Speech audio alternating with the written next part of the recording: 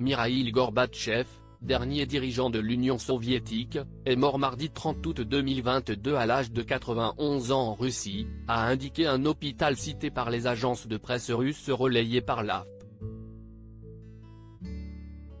Aujourd'hui dans la soirée, mardi, après une longue maladie grave, Mikhaïl Sergueïevitch Gorbatchev est décédé, a fait savoir l'hôpital clinique central, TSKB, dépendant de la présidence russe.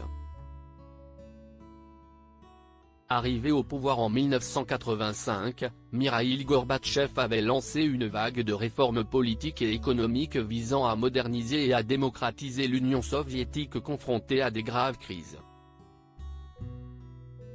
Partisan d'une politique de rapprochement avec l'Occident, l'homme à la célèbre tache de naissance sur le crâne avait reçu en 1990 le prix Nobel de la paix.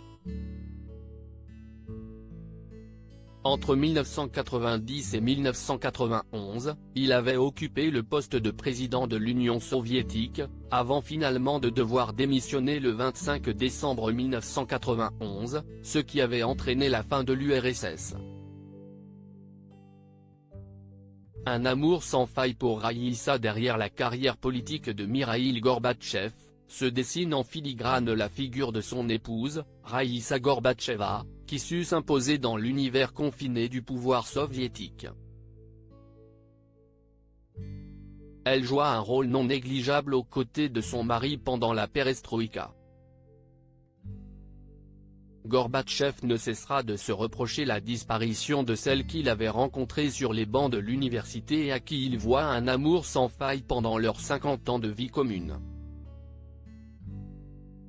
Raïssa Gorbatcheva s'est éteinte le 20 septembre 1999 à l'âge de 67 ans, des suites d'une leucémie aiguë dans une clinique en Allemagne.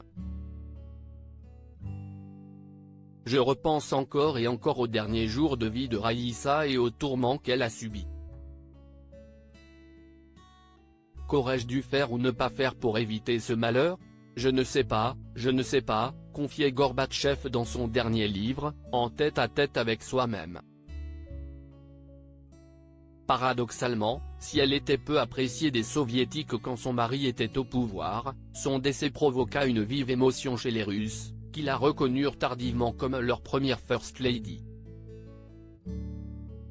Hommages internationaux. Comme bon nombre de ses homologues, le président français Emmanuel Macron a rendu hommage au dernier dirigeant soviétique, le remerciant pour son engagement pour la paix en Europe.